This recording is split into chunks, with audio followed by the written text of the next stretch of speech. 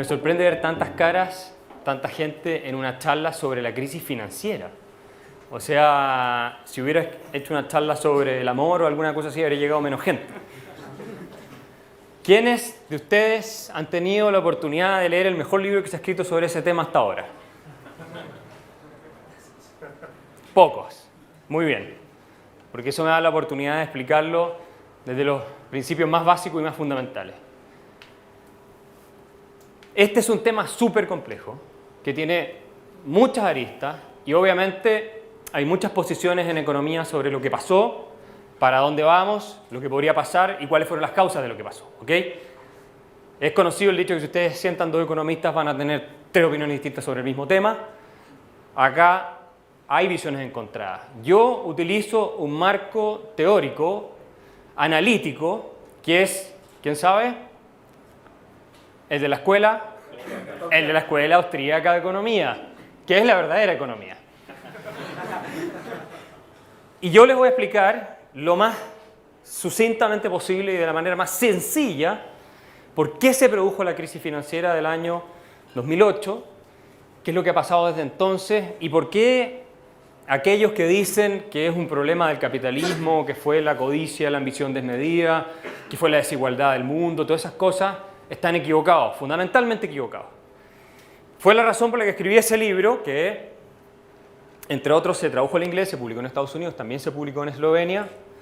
Curiosamente, una cosa muy extraña. A los eslovenos les encantó y lo tradujeron y lo publicaron. Y yo lo fui a presentar allá, lo presentó el expresidente del Banco Central de Eslovenia. Se generó una discusión muy interesante. Y también se publicó en España y otras partes. Entonces vamos a empezar, 10 años después, porque tenemos que prepararnos para la que viene. Hay tres causas, a mi juicio, de intervención del Estado, y se las voy a demostrar para que no crean que esto es algo ideológico, que generaron, en mi opinión, la crisis financiera del año 2008. La primera es la regulación.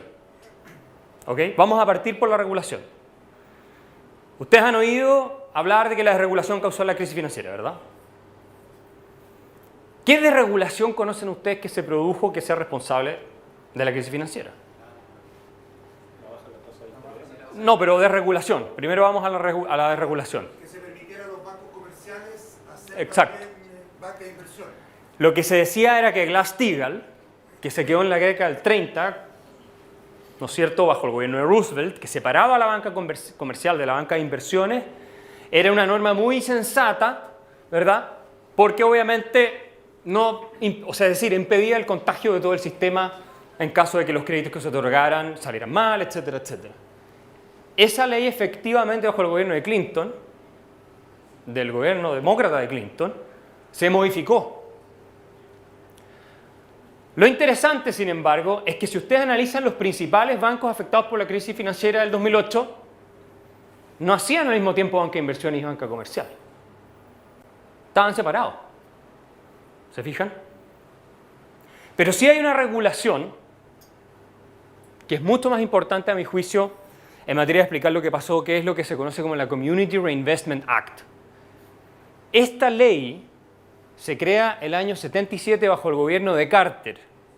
Y al principio era una ley bastante blanda, ¿no es cierto?, y que tenía por objeto fomentar el otorgamiento de créditos a personas sin capacidad de pago, es decir, tradicionalmente excluidas de la posibilidad de acceder a un crédito hipotecario para comprarse una casa, ¿verdad? Entonces la ley de alguna manera era una regulación que incentivaba a los bancos a, en las comunidades donde estaban operando, cumplir con ciertos estándares que fueran incorporando a sectores de la población que tradicional, históricamente, no habían tenido acceso a los créditos. Pero la ley era bastante blanda en las sanciones, es decir, esta es una cosa que no se aplicó originalmente con dureza ni nada por el estilo. Pero la ley se fue modificando con el tiempo y se fue haciendo cada vez más dura. ¿Qué es lo que significó en términos de regulación esto? Y esto es muy importante entenderlo. Porque la inspiración original de esta ley fue fundamentalmente el otorgamiento de créditos, especialmente para minorías étnicas y minorías que no tenían históricamente acceso al crédito. Afroamericanos, latinos y otros grupos a los cuales se decía que eran discriminados por el sistema financiero, ¿verdad? Entonces, lo que empezó a ocurrir, y de hecho están los gráficos de cómo aumenta el otorgamiento de créditos a este tipo de grupos en Estados Unidos. Lo que empezó a ocurrir gradualmente y que se aceleró mucho en los 90, sobre todo a partir de los 90, hasta entonces más o menos se mantuvo tranquilo, fue que se redujeron sistemáticamente los estándares para otorgar créditos. Se redujeron sistemáticamente. Una de las cosas por las que el regulador norteamericano empezó a pelear, el regulador norteamericano, es, por ejemplo, la reducción del pie, el down payment, el pie que ustedes tienen que poner para una hipoteca. La reducción e incluso la eliminación fueron programas de distintos políticos, gobiernos, instituciones del Estado que empezaron a exigirle cada vez más a los bancos para cumplir con el CRA rating, el rating de puntos que te da el haber seguido lo que dispone la Community Reinvestment Act. ¿Ok?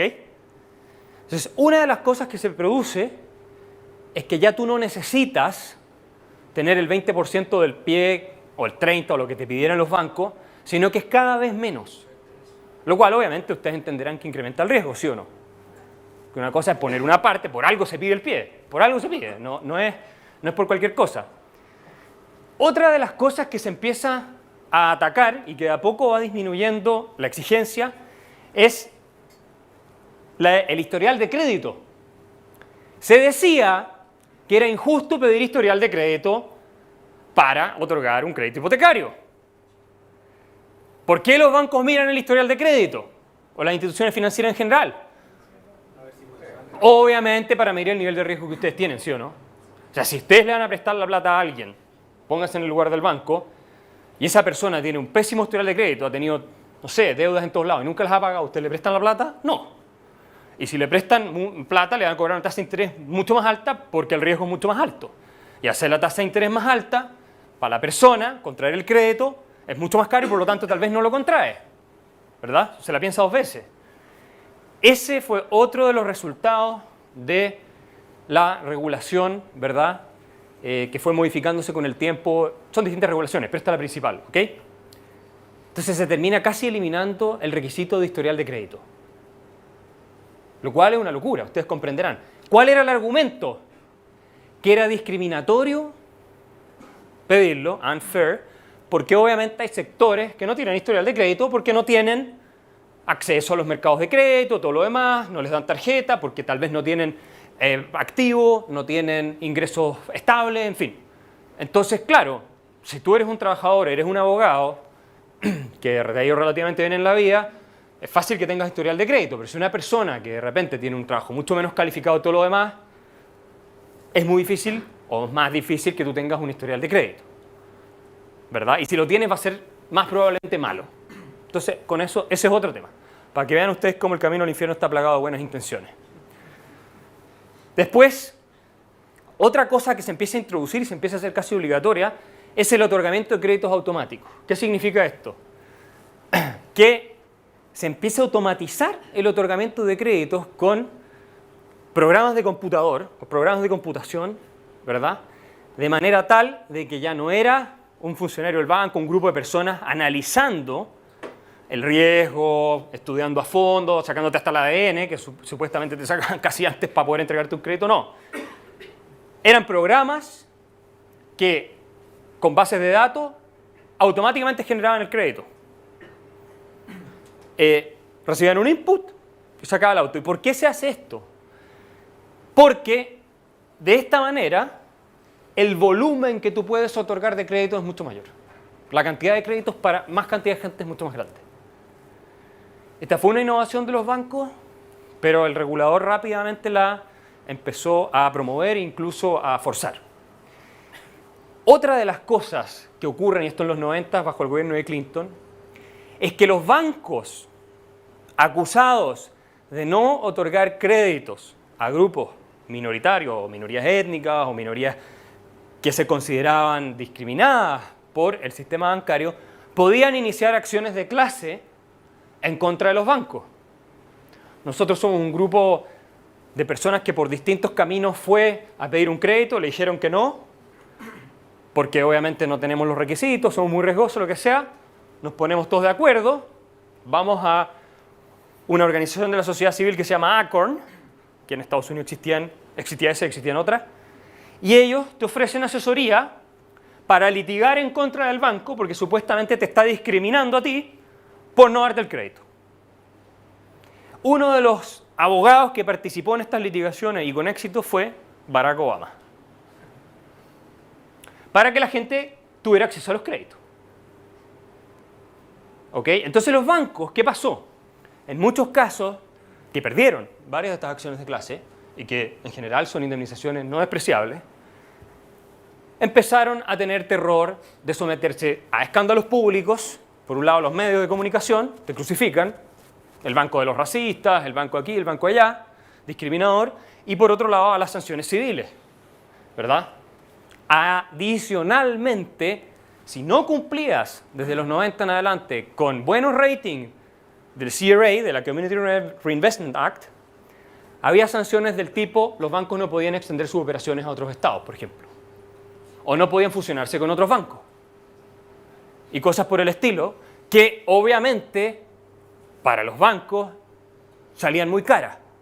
Entonces era mejor empezar a seguir las directrices regulatorias que le estaban imponiendo las autoridades en Estados Unidos y todos estos grupos de presión y no asumir esos costos, ¿verdad? No, era así.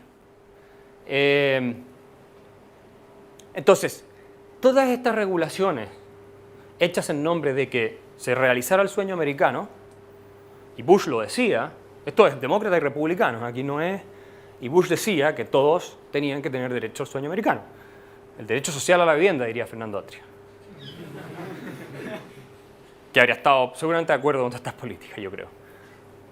Todas estas regulaciones lo que terminaron haciendo fue incentivar el otorgamiento de créditos a personas cada vez más riesgosas. Los famosos ninja, los famosos deudores ninja. ¿Qué significa ninja? No income, no job or asset, ¿no es cierto? Sin ingresos, sin trabajo, sin activos. Esto se contagió a todo el sistema, pues. Una de esas cosas que toman su propia inercia y finalmente empieza a extenderse por el sistema la idea, y voy a explicar también por qué, de tener que darle crédito a deudores que se llamaban subprime. ¿Por qué? Porque no eran prime. Por eso se llama crisis subprime. Porque la deuda y lo que genera el reventón parte por un grupo de personas importantes, grandes, que habían accedido, en parte también engañados por todas estas facilidades, a créditos que no podían pagar, finalmente, ¿verdad? Entonces, muy a grandes rasgos, estas regulaciones van produciendo que los bancos son forzados por el regulador a entregar estos créditos hipotecarios que no funcionan o que son poco viables, ¿verdad? Ese es un factor importante. Otro factor importante, Fannie Mae y Freddie Mac, ¿quién las conoce? Eso es muy bueno porque entonces se lo puedo explicar a todos y va a ser una novedad. Muy poca gente las conoce. ¿Qué son Fannie Mae y Freddie Mac? ¿Son las que entregaban las calificaciones de riesgo, no? No, esas son Moody's, Fitch, Standard & Poor's. ¿Qué son Fannie Mae y Freddie Mac? El gobierno estadounidense para poder hacer que la gente accediera a los créditos con negociaciones. Exacto. Son instituciones creadas por el Estado norteamericano, por el Congreso de Estados Unidos.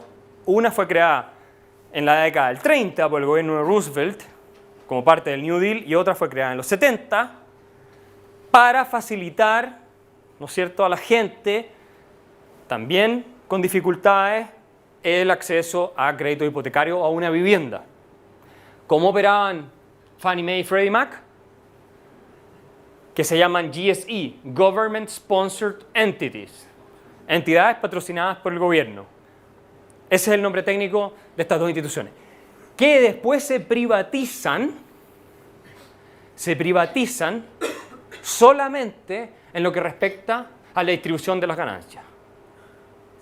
O sea, estas instituciones mantienen siempre un aval del Estado norteamericano, cierta línea de crédito con el Tesoro de Estados Unidos, pero tiene dueños privados que se reparten entre sí parte importante de las utilidades. ¿Me va a decir que eso es capitalismo? Entonces, estas instituciones, Fannie, Freddie, aquí están. Este es el taxpayer, el pagador de impuestos, ustedes lo pueden ver ahí. Freddie, Fannie, ¿no es cierto? ¿Qué es lo que dice? Este es el Estado norteamericano. Le dice, they're out of money, so you lose. Le dice al pagador de impuestos. El año 2004, Alan Greenspan va al Congreso de Estados Unidos. Ustedes saben quién era Alan Greenspan, presidente de la Reserva Federal. Va al Congreso de Estados Unidos y dice, estas entidades están desplazando a la competencia privada, incrementando el riesgo en el sistema, porque como tienen una misión otorgada por el gobierno de darle créditos baratos a la gente y operan a tasas subsidiadas, los privados no pueden competir. Y se están tomando, ¿no es cierto?, el mercado secundario de hipoteca. ¿Qué es lo que es el mercado secundario de hipoteca? Estas entidades no le entregaban directamente hipotecas a la gente. No es que le entregaran directamente hipoteca a la gente. Lo que hacían, fundamentalmente no es eso. Lo que hacían fundamentalmente era, cuando los bancos le entregaban hipotecas a la gente, estas entidades iban y compraban esa hipoteca a los bancos. ¿Ya? Y le pasaban plata a los bancos. Y de esa manera indirectamente están financiando, ayudando a financiar el crédito que el banco está entregando.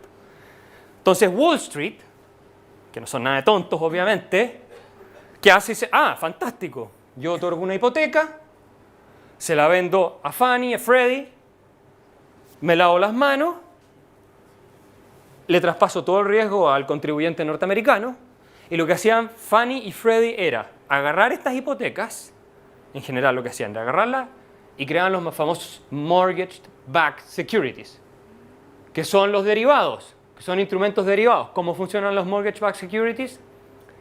Son salchichas, básicamente. Cualquiera que haya visto cómo se produce una salchicha sabe que nada bueno hay adentro. Y eso funciona tanto para la vida real como en el mundo financiero. Entonces, lo que hacían era agarrar hipotecas de distinto nivel de riesgo, creaban un solo instrumento, eso es lo que se llama la securitización, lo securitizaban, es decir, creaban un solo instrumento que tenía tramos de riesgo y al mismo tiempo iban al mercado y lo vendían. Entonces tú ibas y decías, Fannie y Freddie están ofreciendo esta oportunidad de inversión, entonces yo voy, compro un mortgage-backed security, invierto y le paso la plata a Fannie y a Freddie, ¿verdad? Y los deudores hipotecarios, mientras van pagando su renta, digamos, o sea, el dividendo que tienen que pagar, a ti te llega un flujo con una rentabilidad mensual. Que compraste este paquete, donde hay de todo. Tú puedes comprar el tramo más seguro, que es el AAA, después hay tramos más riesgosos y así. Y cuando se producen defaults, es decir, gente que deja de pagar, los que están en el tramo más riesgoso son los primeros que pierden el ingreso. A los primeros que les cortan la llave. ¿Ok? Ahora, estas dos están en el ojo del huracán.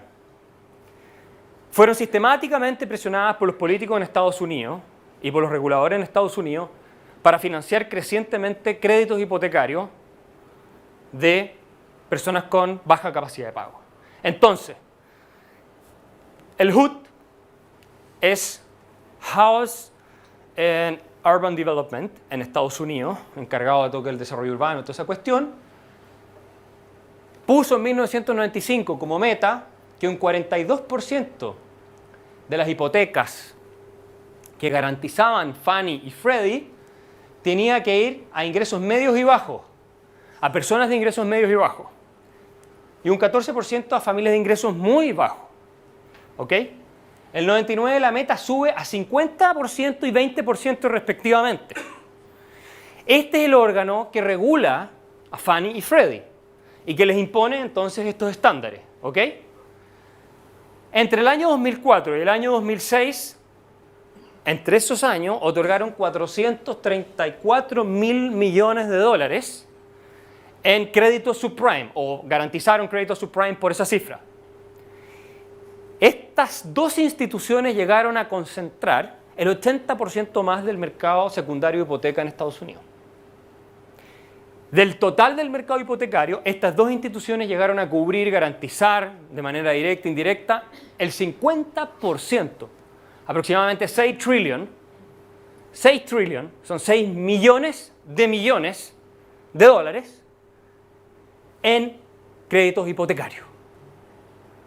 Estas entidades patrocinadas por el gobierno, controladas por el gobierno, reguladas por el gobierno, creadas por el gobierno, avaladas por el gobierno, eso es lo que hicieron. ¿Ya? Para que se hagan una idea de la relación, el Producto Interno Bruto chileno son 230 mil millones de dólares por ahí. 250 mil, 230 mil, por ahí depende del precio del cobre. 230 mil. Estos son casi 6 millones de millones. ¿Ok? O sea, no llegamos a hacer, si son 6 trillion, no me da lo mismo. No alcanzamos. ¿Se fijan? Ojo que los trillion gringos son... Sí, son millones de millones en español. Son billones en español. Son 6 billones, millones de millones. Entonces, ¿cuánto es el 10% de un trillion? 100 mil millones. ¿Ok? 600 mil millones. O sea, nosotros no tenemos un PIB que es la mitad del 10%, un 5% de lo que está, un 5% o menos, si no me falla la matemática, de lo que estas instituciones llegaron a garantizar, solo en términos de crédito hipotecario. ¿Ok? Entonces la bomba está así, gigantesca. Además, la Federal Housing Administration, que es otra entidad, porque hay millones, que garantizaba créditos que se le entregaba a deudores, hipotecarios subprime, exigía un pie normalmente de 20% para entregar un seguro. Lo bajó a un 3% el año 2004.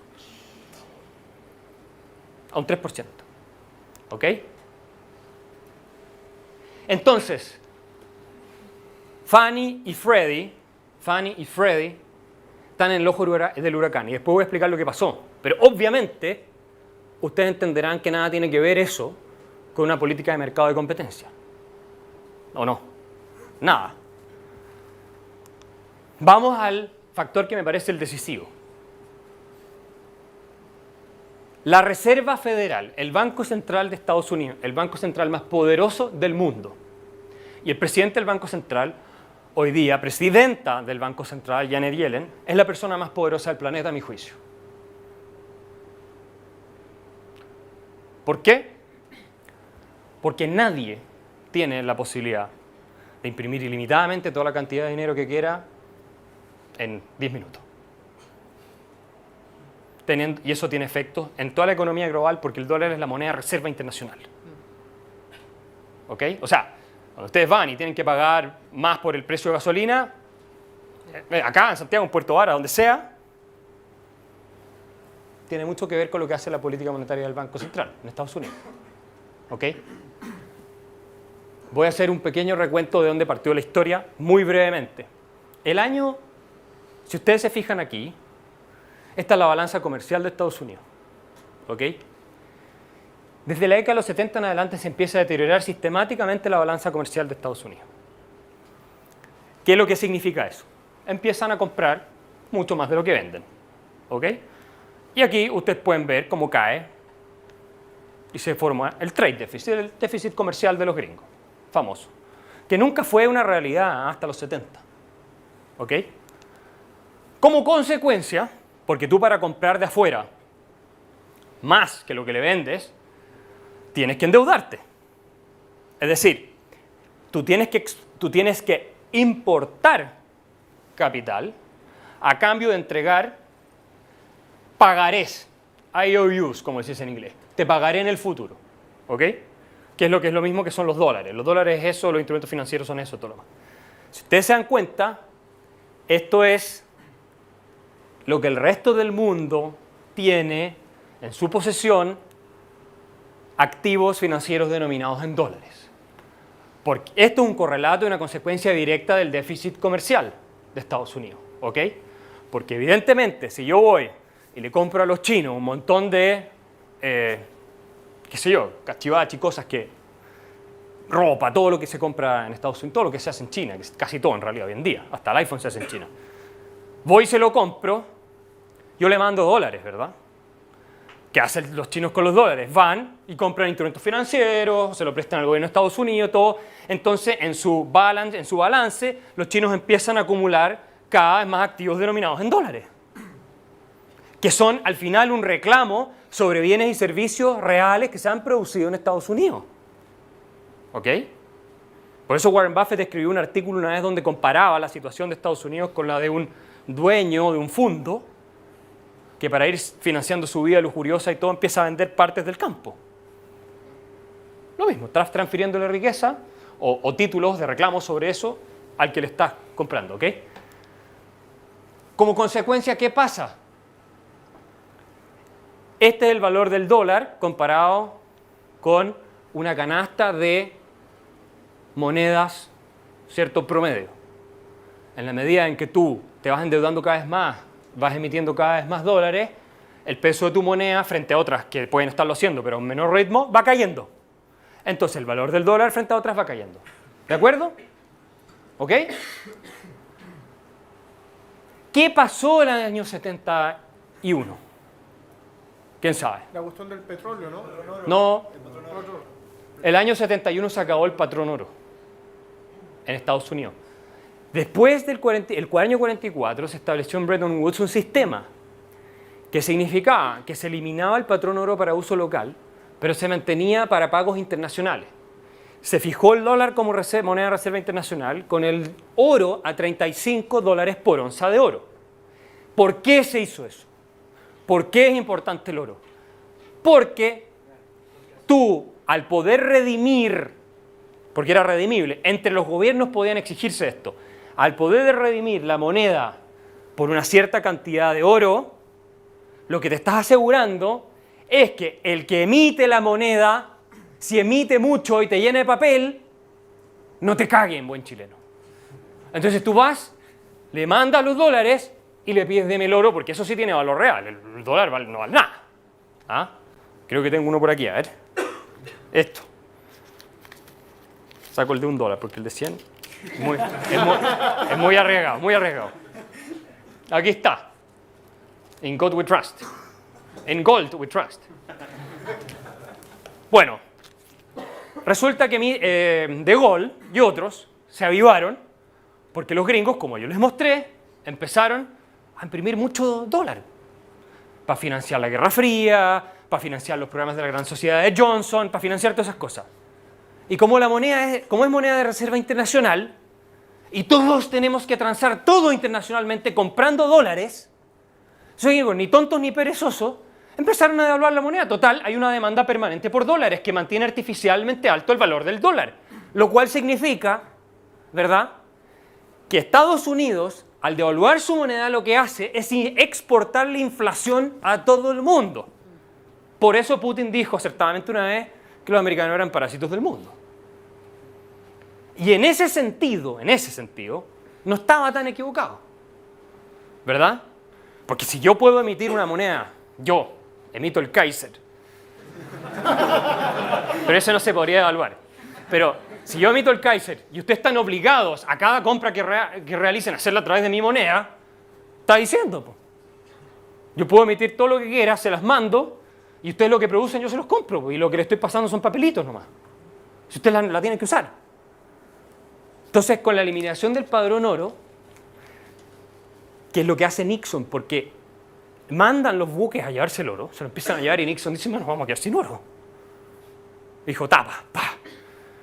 Se termina el padrón oro en el mundo. Y desde entonces, por primera vez en la historia de la humanidad, todo el planeta está en lo que se llama fiat currency. Dinero papel que no tiene ningún valor intrínseco. ¿Qué pasó? Consecuencias, déficit comercial de Estados Unidos, depreciación del dólar, que desde los 70 hasta ahora ha perdido un 80% de su valor, según el CPI, exceso de consumo, expansión del crédito. Esto es un gráfico que les muestra a ustedes la tasa de ahorro de los norteamericanos. La tasa de ahorro de los norteamericanos solía ser tan alta como la de los alemanes antes. ¿Ya? Ustedes pueden ver, llega a un 12%, todo. Y esto va a ser importante para entender lo que va a venir después. Los americanos dejan de ahorrar. Dejan de ahorrar y se ponen a consumir. Surge el homo consumidoris. que es un estadio de involución en realidad. ¿Ok? Miren el gráfico de consumo personal en Estados Unidos. Se dispara con todo. ¿Ok? Cae el ahorro. Tú no puedes consumir si ahorras lo mismo que consumirías si no ahorras. Es obvio, ¿verdad? Todos ustedes lo saben. ¿Ok? Ahí tienen ustedes, ¡pum!, cómo se dispara el consumo. ¿Ok? ¿Qué pasa con la deuda en Estados Unidos? Miren, en los 70 está ahí y se dispara. Porque ahora no hay ningún freno para emitir dólares, para emitir deuda. Ya no hay oro. Ya no hay algo a lo cual el que recibe el bono del Tesoro norteamericano puede decir, ah, te exijo oro de cambio. No, ya no hay. Entonces, miren la deuda. ¿Ok? Entonces, se dispara el consumo, se dispara la deuda privada y se empieza a disparar la deuda pública. ¿Por qué lo que les estoy diciendo es importante? Porque para entender por qué se producen las burbujas, es indispensable entender que si tú no ahorras y no tienes capital acumulado, no puedes invertir. Por tanto, no puedes desarrollar todo un producto o un área de negocios como la inmobiliaria si tú no has ahorrado, subconsumido antes y has ahorrado los recursos reales en la economía. No puedes. ¿Ok? Esto es la ley de Robinson Crusoe. ¿La conocen? Pueden ser manzanas, pueden ser berries, puede ser cualquier fruta.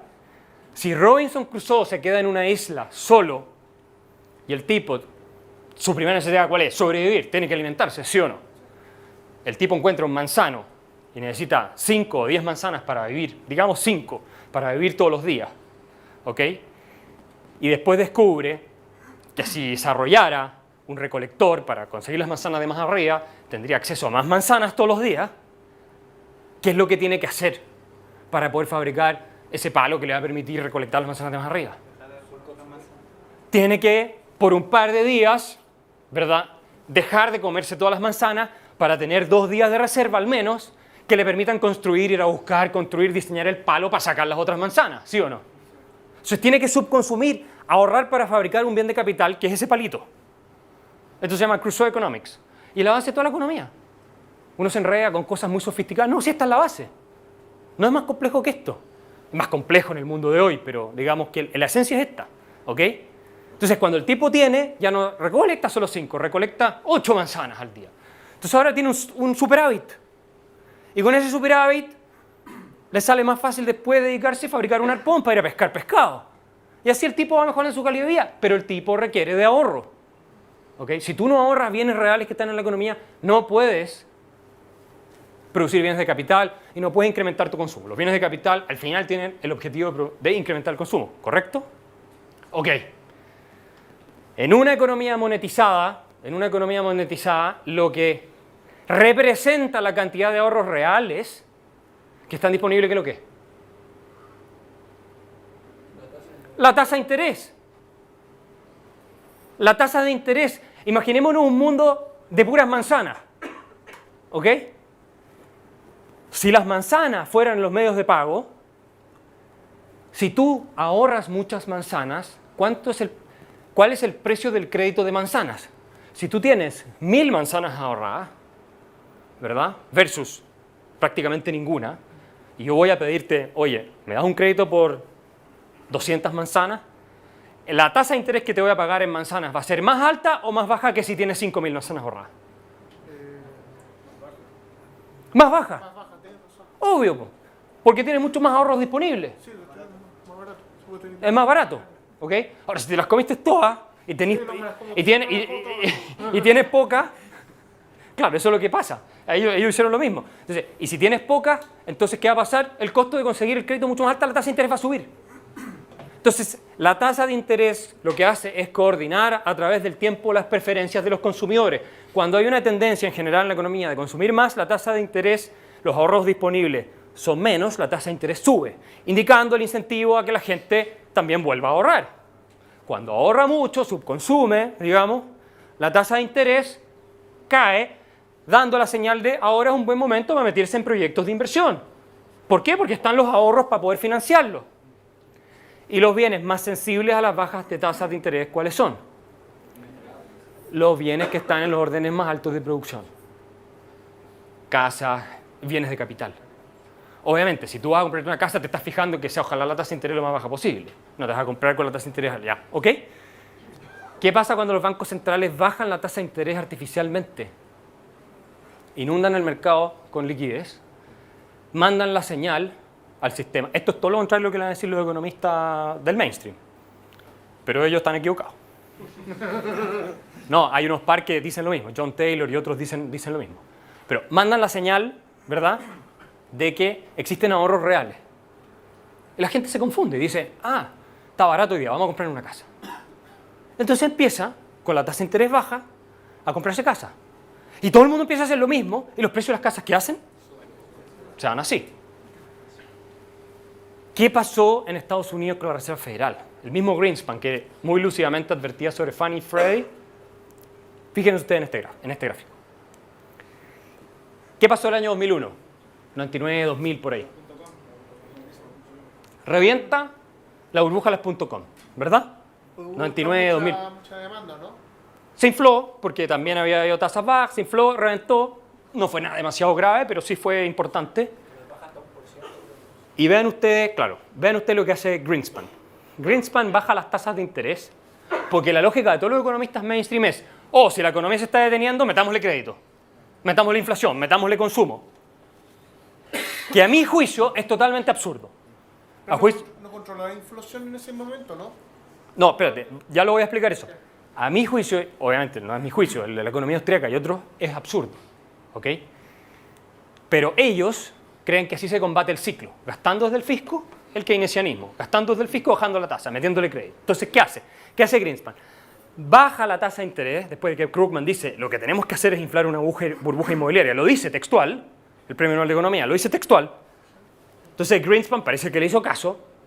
Ojo, Greenspan era partidario del padrón oro y era contrario a la existencia de los bancos centrales, antes de que asumiera el presidente de la Reserva Federal. Interesantemente, baja la tasa de interés, la deja menos de 2%, 1 y tanto por ciento, 1%, le mete un montón de liquidez al sistema, ¿y qué empieza a pasar? Inflación. Pues claro, se empieza a llenar de liquidez. ¿Y qué hace? Sube entonces la tasa de interés. ¿Qué es la tasa de interés? Y dijimos lo que era, pero ¿cómo la manipulan los bancos centrales? En lo que se llaman Open Market Operations, operaciones de mercado abierto, que consisten fundamentalmente en que compran y venden bonos, por ejemplo, del Tesoro de Estados Unidos, en el caso de Estados Unidos, obviamente. ¿Y qué hacen? Al comprar un bono del Tesoro, meten el bono en el balance, imprimen la plata y se la pasan al tenedor del bono y así incrementa la cantidad de dinero disponible en el sistema. Viceversa, para reducir la cantidad de dinero y el crédito disponible, venden el bono, reciben la plata y sustraen liquidez del sistema. ¿Ok? Ya. Entonces, él lo que hace es bajar la tasa de interés. Después la sube. ¿Y qué pasó? Que la gente no pudo pagar sus hipotecas. Entonces, pero antes de eso, cuando Greenspan baja la tasa, vean ustedes, este es el índice de precios de los inmuebles en Estados Unidos. El famoso Case-Shiller Index. ¿Ven alguna relación entre estos dos gráficos, no? Baja de tasas, alza de precios de los inmuebles. Está al revés. ¿Ah? No. Esa está... Sí, pero digamos, bajan las tasas, suben los precios de los inmuebles. ¿Ok? Suben. En Estados Unidos, además, producto de la baja de tasas, se produce una distorsión, la gente tomaba créditos a tasa variable, porque salía más rentable que tomarlo a tasa fija a 30 años. El 60% algo así de los créditos fueron entregados a tasa variable. ¿Qué significa eso? Que el minuto en que cambia la tasa en el mercado, el banco te la cambia y tienes que pagarla en una tasa. Y no es una tasa fija de largo plazo, que queda arreglada de antes. Eso fue el 2017. Ah, sí. Entonces, exacto. Y cada vez más gente... O sea, en el gráfico... Sí. Y cada vez más gente empieza a tomarla, porque se resultaba más atractivo. La inflación, aquí tienen... Bueno, esto es un gráfico que viene de antes, pero aquí la inflación más general el CPI, que es como el IPC nuestro en Estados Unidos, había sido modificado de manera tal que no reflejara el precio de los inmuebles en la década de los 80, que se había reemplazado los precios de los inmuebles por lo que se llama el Price to Rental Ratio, que tenía que ver con el precio de los arriendos. Entonces, la Reserva Federal, a pesar de que muchos le advirtieron, estaba basándose en el CPI, ¿ok? Descontando el precio real de los inmuebles. Y decía, no, está todo perfecto. O sea, todavía se me empezó a disparar la inflación, ya voy a subir las tasas. La subieron y reventó, obviamente, la burbuja. Reventó la burbuja. ¿Qué pasa cuando revienta la burbuja? Tú estás pagando una tasa, por decir, de 2%, te la suben a 5%, no pudiste pagar. Foreclosure, remate de tu casa. Vas. En Estados Unidos además puedes llegar y tener las llaves, ni siquiera se las entregas, se las tiran en la cara al banquero y te vas. El banco se queda con la casa. La saca a remate. ¿Qué descubrieron cuando la sacaron a remate? Que la casa valía mucho menos. Valía mucho menos, obvio, porque estaba inflada. Y todos los físicos y teóricos del MIT y todos los economistas charlatanes con títulos de las mejores universidades del mundo decían es imposible que caigan los precios de las viviendas. Nunca va a pasar, porque sus modelos matemáticos les indicaban que eso no iba a pasar, que era imposible. Porque x más r al cuadrado partido por y, ¿no es cierto? Y beta multiplicado por beta te da que la casa no puede caer. Es así de simple. Hay algunos ejemplos de esas ecuaciones que utilizaban. Es una cosa totalmente ridícula. Y esos son los genios, ¿ah? Estos son los genios que todo el mundo admira y todo. Y Bernanke, considerado genio, decía, poco antes que reventara la burbuja, no hay burbuja en el mercado inmobiliario, no hay. Los precios son normales, no pasa nada. Y cuando estaba rentando, no, esto no se va a contagiar al resto del sistema financiero. Yo me pregunto, ¿para qué alguien va a la MIT para decir esas cosas? Lo que les muestra a ustedes lo distorsionada que está la economía como ciencia en muchos casos. Y la cantidad de charlatanes que andan con premios Nobel debajo del brazo. Así que mucho cuidado con esto de adorar a la gente que tiene título. No. Hay que usar el sentido común y la propia cabeza también. Bueno. Entonces, ¿qué pasó? Reventó. ¿Qué es esto? La expansión de la masa monetaria. Esta es la base monetaria. El dinero en su forma más líquida. Ustedes saben que existen distintas maneras de medir el dinero. El M1, el M0, el M1, el M2, el M3. Hay un montón de medidas, según cómo se va multiplicando en la economía. ¿Okay? ¿Por qué ese gráfico no representa la expansión de la masa monetaria de la crisis del 29, de la Gran Depresión? Porque ahí también hubo inyección de liquidez y baja de... Sí, pero ¿sabes lo que pasó? Que la inyección de liquidez, que eso es algo que dice Rothbard, pero es algo que ocurre muy al principio de manera muy limitada. Después la Reserva Federal francamente no inyectó liquidez. O sea, esa es la crítica que hace Friedman, ¿verdad? Él dice, como la Reserva Federal no le inyectó liquidez al sistema bancario, entonces un tercio de los bancos quebró y por eso se produce la Gran Depresión. Idea con la que yo no estoy de acuerdo, Rothbard tampoco, y Hicks tampoco, y varios no están de acuerdo, pero efectivamente no hubo tal inyección de liquidez. Pero lo que al principio hubo, ¿verdad? Pero fue limitada. Después la frenó. ¿Ok? Bueno, ¿qué es lo que les quiero ilustrar con esto? Esta es la base monetaria, lo que se llama M0. El dinero en su forma más líquida. Básicamente depósitos en la Reserva Federal y en el sistema bancario antes de que se vaya multiplicando por el famoso reserva fraccional del sistema bancario. La Reserva Federal creó hasta el año 2008 aproximadamente 800.000 millones de dólares de base monetaria, de dinero en su forma más líquida, 800.000 millones de dólares. Desde la crisis hasta ahora, triplicó lo que imprimió desde su creación en 1913-14. O sea que en 5 o 6 años, en realidad 5 o 6 años, no estoy hablando ni de los que siguieron después hasta ahora, ellos duplicaron, triplicaron lo que habían hecho los 93 años previos de existencia. ¿Cómo? Sí. Colapsa Lehman, colapsa la burbuja inmobiliaria. Y bajan las tasas de interés a cero. ¿Cuánto tiempo llevamos con las tasas de interés a cero? desde el año 2008 prácticamente. Sí, un poquito la han subido, pero en el fondo son muy bajas. Lo mismo han hecho casi todos los bancos centrales del mundo, porque son coordinados, funcionan de manera coordinada. ¿Ok? Ahora yo les pregunto a ustedes, si ustedes tuvieran una burbuja que se creó por una expansión artificial del crédito y las otras causas que vimos, pero por una expansión artificial del crédito, y ustedes, cuando colapsa la burbuja, bajan más aún la tasa de interés y le meten liquidez al sistema con los famosos QE, quantitative easing, que básicamente es imprimir plata y tirarla de los helicópteros casi. ¿Qué creen que tenemos hoy en día? Mucho más burbuja. El Dow Jones hoy día está más alto que lo que estaba el año 2007 antes de que reventara la crisis financiera. En general, las bolsas del mundo han tenido una alza tremenda a pesar que las economías casi no estaban creciendo. El mercado de bonos en Estados Unidos, el precio de los bonos han subido así, ¿verdad? Y el rendimiento sigue siendo bajo. ¿Y la inflación alta también o no? Es que la inflación Estable, pero la inflación ha sido relativamente baja. Si es que tú la mides por el CPI. Ah, ya. Pero si tú incluyes, como dicen algunos economistas, precios de inmuebles, de, qué sé yo, bonos y cosas por el estilo, obviamente la inflación se te dispara. Si tú incluyeras. Ahora hay gente que dice que el CPI mide mal y que si lo midieran bien, el mismo CPI te mostraría una alza de inflación mucho más alta, que es lo que está mostrando la cifra oficial, que no es la primera vez que muestra una inflación mucho más baja de lo que había realmente. Entonces, pero efectivamente lo que ha hecho el Banco Central en buena medida, ¿qué fue? Salió a comprar los mortgage-backed securities por tonelada. Porque los mortgage-backed securities son los instrumentos financieros, el instrumento financiero que tiene por activo detrás la casa.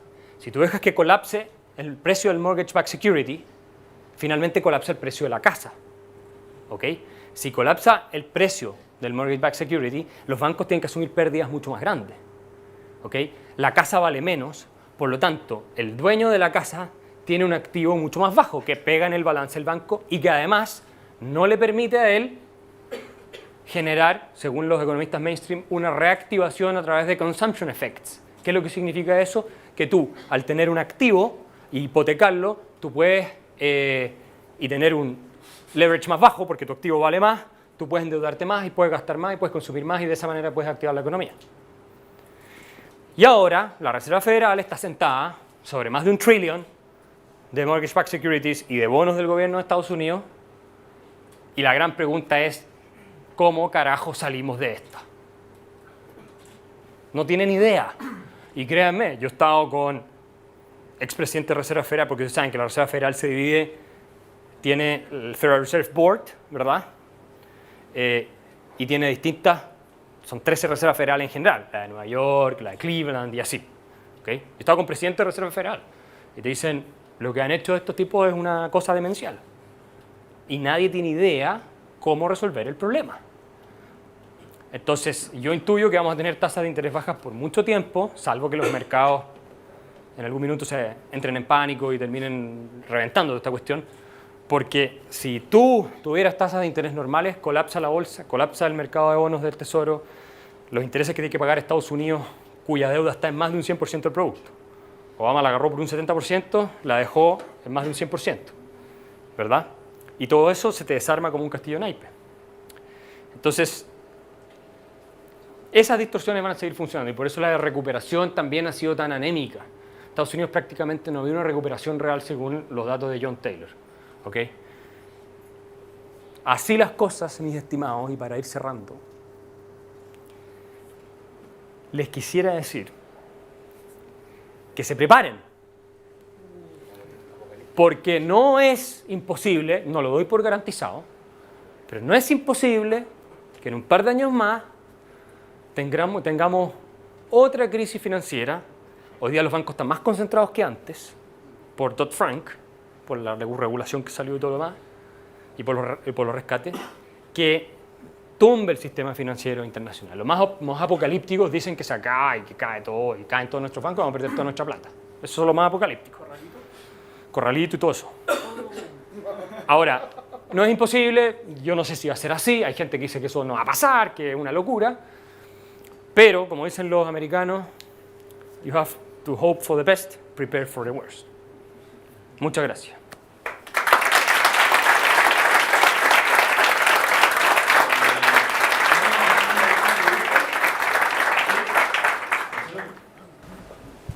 Gracias. Hay un tema que siento que se está quedando un poco de lado, que como que todo este análisis ha sido en base a lo que hizo Estados Unidos, pero es sabido que la crisis no fue solamente generada en Estados Unidos. De hecho, hay un artículo del Economist que es súper interesante que plantea que en el fondo, dado que la economía mundial es una economía cerrada y Estados Unidos empezó a consumir mucho, ¿quién fue el que ahorró?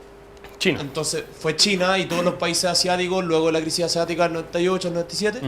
Entonces, claro, parte de la crisis está explicada por cosas que hizo Estados Unidos, pero se queda de lado todo ese análisis que en el fondo se produjo efectivamente porque los asiáticos empezaron a ahorrar mucho más después de la crisis por temas de susto básicamente, y que perjudica aún más la posición de Estados Unidos. Sí, ese es un argumento que precisamente ha dado Greenspan y ha dado Bernanke, entre otros, pero fíjate que yo lo tengo citado en el libro, el paper de John Taylor, que lo cito mucho porque, dicho sea paso, puede llegar a ser el próximo presidente de la Reserva Federal. Él fue el creador de la Taylor Rule, la regla de Taylor, famosa regla de Taylor, que te indica más o menos cómo debería llevarse la política monetaria y todo lo demás. Y él tiene un paper donde se hace cargo de lo que tú estás diciendo. Y te lo muestra, está citado en mi libro, yo lo tengo citado y dice, si tú miras todos los antecedentes históricos de acumulación de capital, de ahorro y todo lo demás, no existe lo que dice Bernanke y lo que dice Greenspan, de lo que es la tesis que tú estás diciendo. Él te pone todos los números, y dice la famosa savings cloud, que es esta especie de trampa de los ahorros creados por los chinos y todo lo demás. Así que creo que ese argumento no es convincente por los números que muestra Taylor y porque además hay un tema que también es importante. A mí me parece que es muy difícil, no digo que es imposible, pero me parece difícil concebir que ahorros reales invertidos en economía no financiera, digámoslo así, generen burbujas de este tipo. Lo que pasa, y es cierto, es que buena parte de los ahorros de los chinos, que sí ahorraron mucho, no para estándares de historia mundial como dice Taylor, pero sí ahorraron, no fueron una inversión directa en Estados Unidos y todo lo demás. O sea, no es que construyeron fábricas y no, sino que en parte se clavaron con este tipo de derivados y de productos financieros. Y eso obviamente, claro, hubo una demanda por ese lado de ese tipo de productos también. Pero si la Reserva Federal y los Estados Unidos no hubieran devaluado sistemáticamente su moneda porque hubieran tenido el padrón oro, no habrían podido sobreconsumir todo lo que consumieron. Entonces, que es la respuesta que yo también doy. Que si no hubieran tenido eso, entonces no podrían haber tenido ese exceso de consumo que se transformó en que los chinos tenían 1 trillón o no sé cuánto de assets americanos en sus manos. Y que por eso a los chinos tampoco les conviene que el dólar termine por devaluarse demasiado o colapsar, porque ellos tienen un montón de dólares. Entonces, ahora se han ido deshaciendo, están comprando minas en África, están tratando de comprarse cosas reales lo más posible, ¿ya? Porque ven que Estados Unidos va a seguir devaluando, y en fondo los chinos les van a haber mandado todos esos zapatos a cambio de papeles que no valen nada. Entonces, estoy poniendo un poco exagerado, de manera un poco caricaturesca. Pero eso es lo que te puedo decir. En el libro está un poco más tratado el punto que tú haces. ¿Hay otra pregunta? Hola Axel. Tengo mi hermano y una cuñada que estudian en la Universidad de Chile en la parte de minería. Me contaron que después del año 98, justo después del ataque de 2001, cuando después de la crisis del 98, de la crisis asiática, después del ataque de las Torres Gemelas, que había una crisis del año 98, Estados Unidos y el mundo empezó a surgir económicamente por las guerras. Y ellos dicen que se vendió más cobre, se vendió, por lo que decían los profesores, los metales ferrosos, los metales no ferrosos, todos los metales que eran para microcomponentes, microchips que se mandan silicio, no sé, eso es lo que me contaron ellos. ¿Es posible que en este minuto tengan una excusa esta cuestión de la guerra, posible guerra con Corea del Norte o tratativas de guerra que pueda sacar a Estados Unidos de la guerra, de la crisis? No, mira, hay dos temas ahí, ¿ah? ¿No es conspirativo? El primero, no, sí, obvio. No es conspirativo, no, pero pasó. No, sí. A ver, aprovechemos de aclarar una de las falacias más recurrentes en la historia del pensamiento económico. Tu pregunta viene muy al caso. ¿Las guerras crean prosperidad económica? No que crean, pero crean crecimiento. Ok, pero es muy importante aclarar el punto. Sí, esa es la tesis keynesiana, ¿ok?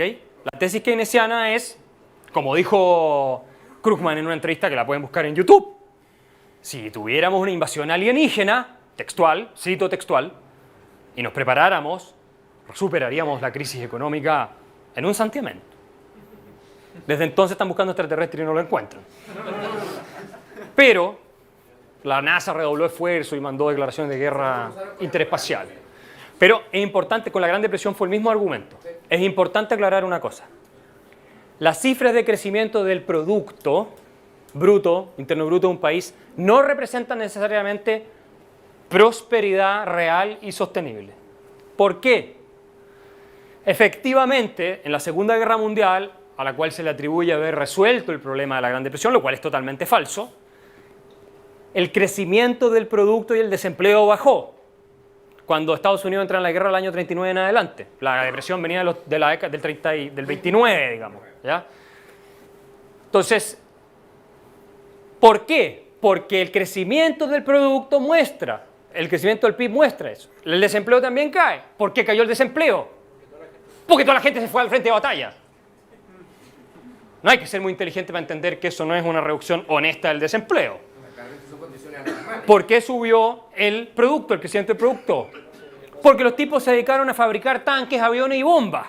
Y por supuesto los tanques, aviones y bombas que están creados dentro de la economía son parte del Producto Interno Bruto de un país. Pero ¿son parte del Producto Interno Bruto útil a la población? No. Entonces, ¿qué hacen? Hace un P-51 Mustang, uno de los mejores aviones de la historia de la Segunda Guerra Mundial. Sí, el mejor. Los tipos, el Messerschmitt era mejor, bueno.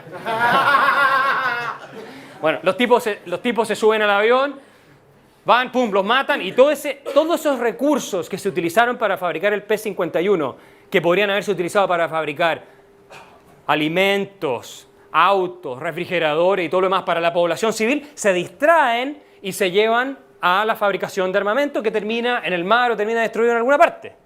Si ustedes ajustan el crecimiento del producto por bienes, Robert Hicks hizo ese trabajo, está publicado por la Universidad de Oxford, creo. Si lo ajustan, se van a dar cuenta de que el consumo, es decir, el PIB real útil cae, no sube durante la guerra. Y es obvio, por eso había racionamiento en Estados Unidos. En Estados Unidos había racionamiento de mantequilla y un montón de otras cosas. Entonces, además usemos la lógica elemental. Digamos que viene Paul Krugman, premio Nobel de Economía, y dice: ustedes son todos unos ignorantes, no saben nada, las guerras resuelven los problemas. A ver, testemos la lógica. Esa es la falacia de la ventana rota, ¿verdad? Si yo voy, es lo mismo que se dijo en Chile, no es que el terremoto reactivó la economía. No. Hay gente que lo ha dicho, el terremoto del 2010. Todo eso es economía keynesiana que no entiende absolutamente nada de la realidad. Si yo tengo un terremoto, o una guerra, lo mismo, pero si yo tengo un terremoto que me destruye un edificio, ¿verdad? Tú puedes decir, claro, ahora va a haber trabajo. Porque los constructores, los arquitectos, los abogados, todos van a tener trabajo para hacer el ojalá venga un terremoto grado 12. Pero ¿qué pasa? Si no hubiera habido el terremoto, esto es importante, si no hubiera habido el terremoto, ¿qué pasa si tú tienes el mismo edificio que no se cayó más otro que habías construido con los recursos que utilizaste para construir el que se cayó? Entonces, la tesis de que la destrucción genera prosperidad, lo voy a decir de manera muy, muy diplomática, es una idiotez. No resiste ningún análisis. No resiste ningún análisis. Lo mismo pasa con el tema de las guerras. Es decir, de que hay grupos que se benefician, por supuesto. Ninguna duda. Los fabricantes de armamento, todos esos gallos se benefician. Absolutamente. Y si Codelco está produciendo para darle cobre, como nosotros en tiempos ¿no es cierto?, la guerra con el salitre y todo lo demás, hasta que nos inventaron el otro y ya hasta ahí llegamos. Bueno, de acuerdo, hay ciertos grupos que se pueden beneficiar. Incluso un país como Chile podría beneficiarse de un alza del cobre por eso. Pero lo que pasó en realidad fue que, producto de la crisis, todos los gobiernos salieron a gastar como locos y a bajar las tasas de interés. Y eso generó una demanda artificial, un boom, en China, en todas partes, que subió el precio de los commodities, porque nuestro principal comprador de cobre es China. Entonces, eso subió el precio de los commodities en todas partes. ¿Y qué pasó? ¿Qué ha pasado ahora último? Que han ido cayendo. Se ha frenado, porque también los chinos tienen una burbuja, entonces ellos están lidiando con ese problema y han caído, y nosotros estamos viendo que en América Latina el precio del cobre cayó de $4 a $2, el precio de la soya cayó a un 40% de lo que estaba, y así sucesivamente. ¿Okay? Entonces no hay que dejarse engañar por esas tesis. Yo creo que son prosperidades que son inducidas en el corto plazo, pero que a la larga no funcionan ahora. Eso no significa que ahora pueda venir una revolución con la inteligencia artificial y todo lo demás que nos saque de este problema porque la productividad aumenta tanto, que se hace tan barato todo que al final resuelven la deuda porque el capitalismo salva una vez más al socialismo. Acá hay otra pregunta. Axel, quería preguntarte, ya que el problema de gente que no tiene recursos y quiere vivienda existe, el argumento emocional del otro lado sigue teniendo peso, ¿qué alternativa crees tú que hubiese sido la correcta para evitar lo que pasó?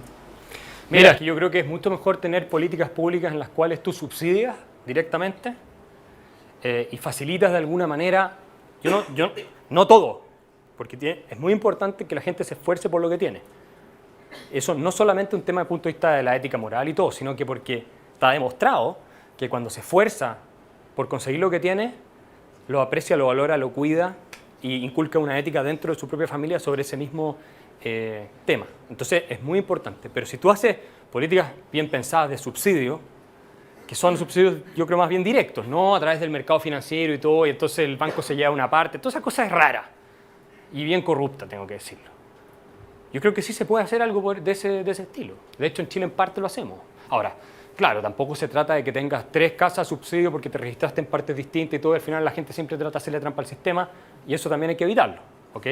Y hay algunos que van, se compran la casa con subsidio, la arriendan y siguen viviendo donde estaban antes. Eso también pasa. Entonces, es complejo, es muy complejo. Pero esto fue una catástrofe. Y toda la gente se terminó yendo a la calle. Toda la gente que no pudo pagar la hipoteca se quedó en la calle. Entonces, lo peor. ¿Y quiénes ganaron? Los grandes ejecutivos de los bancos. Los grandes ejecutivos del banco. A estos gallos no les... Es que, salvo algunos que vieron si había fraude y todo lo demás y que más o menos los procesaron, pero en general les pagaron bonos tremendos.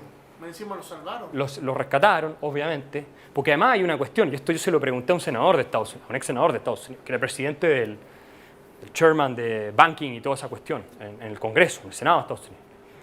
¿Y usted no cree que hay algo como una revolving door, una puerta giratoria entre Wall Street, la Secretaría del Tesoro, que es el Ministerio de Hacienda de los gringos, y la Reserva Federal? Porque es curioso, le dije yo que Robert Rubin, que era el secretario del Tesoro de Clinton, haya sido gerente o uno de los grandes de Goldman Sachs, que el mismo Hank Paulson haya sido el CEO de Goldman Sachs y era secretario del Tesoro de Bush, que Timothy Geithner haya sido de Wall Street y después pasó a ser presidente de la Fed de Nueva York, y así le dio una serie de cuestiones.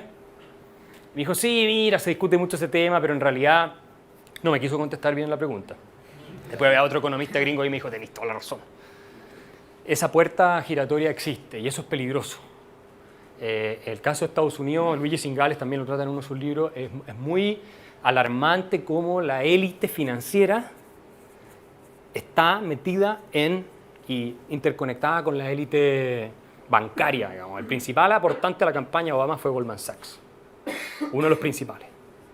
Entonces, hay un tema ahí que es muy complejo. Y Draghi, presidente del Banco Central Europeo, ¿de dónde viene? De Goldman Sachs. Y no es teoría de conspiración, estoy simplemente diciendo, estos son los hechos, y yo digo que hay que tener un poco de cuidado, no creo que sea tan simple. Acá hay otra pregunta. Hola, Alex.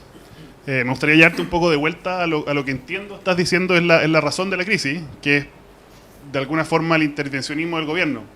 No exactamente, quizás, pero sí la intervención de la economía de alguna forma. Y siento que un poco lo de Freddie Mac y lo de Fannie Mae la visión que tengo yo es un poco distinta. Es decir, ellos fueron forzados Sí.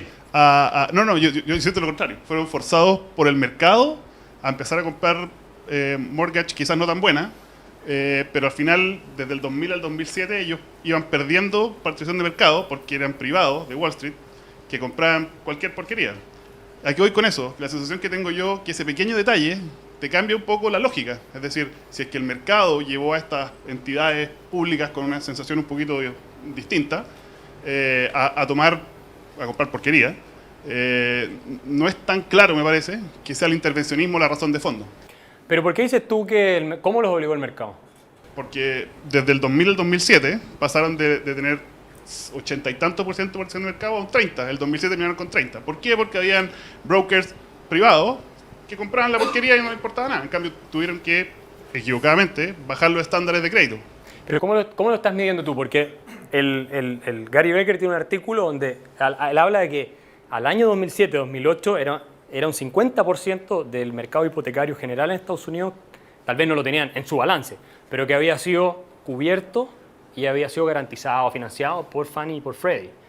Entonces a mí la cifra no me cuadra. La última que vi yo era que el 80% del mercado hipotecario secundario, el mercado secundario de hipoteca, estaba cubierto por Fannie y Freddie poco antes de la crisis.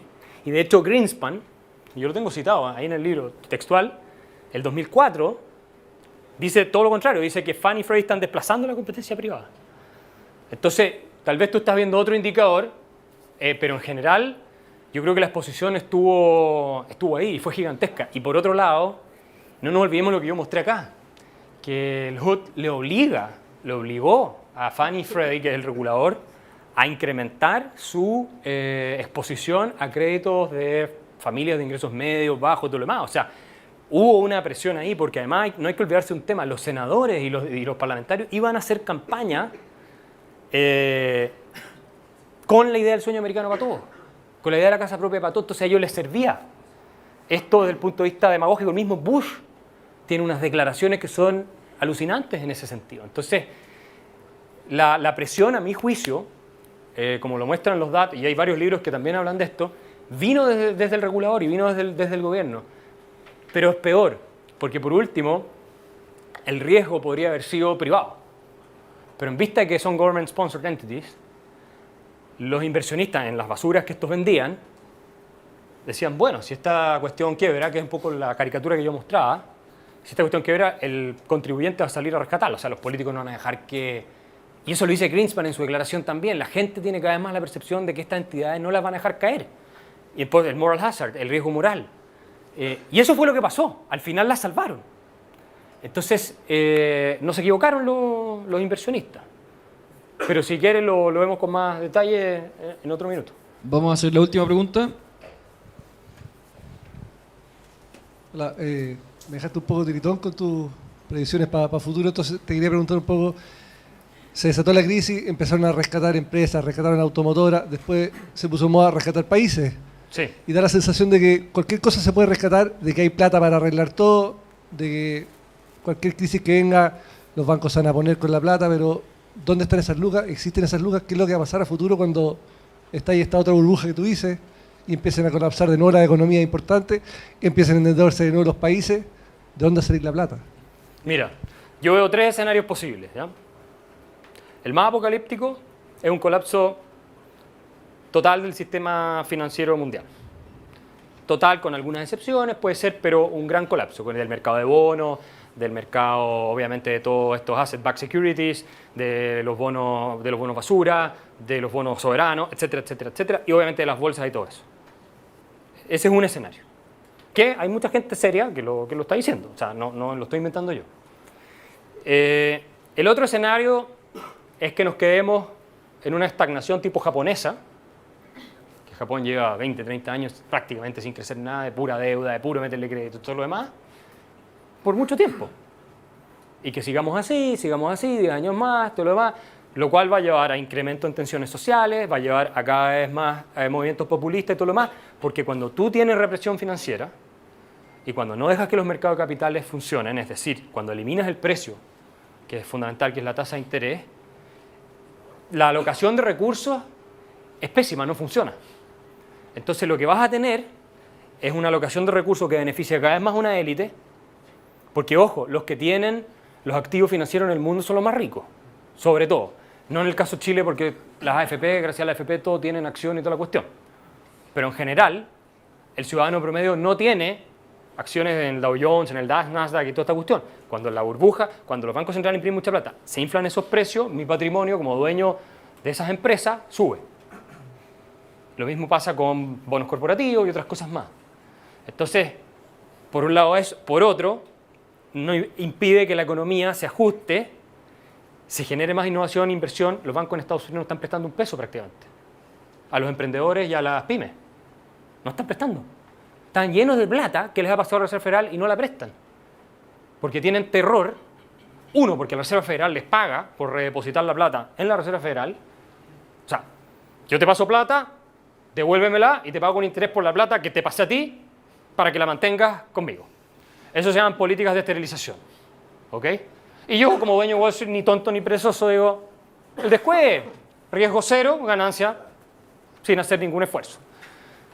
Entonces, vas a tener, yo creo, ese problema de estancamiento, y se está viendo en Europa. En Alemania, por ejemplo, con el Banco Central Europeo, ha habido una transferencia de más de 200.000 millones de euros de los ahorrantes alemanes a el resto de Europa, solamente producto de las tasas de interés artificialmente bajas. Hay economistas que han calculado cuánto habrían, porque los alemanes como pueblo, como privados, son ahorrantes, son acreedores netos del sistema, ahorran más de lo que consumen. Bueno. Como lo que pasó, disculpa, al principio de la Primera Guerra Mundial, cuando tuvieron que pagar, obviamente, cambiar el oro, claro. El banquero y cambiar todo.